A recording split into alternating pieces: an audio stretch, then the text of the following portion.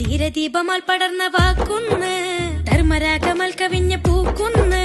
ദിക്കിലേതിലും കലക്ക് നാമൊന്ന്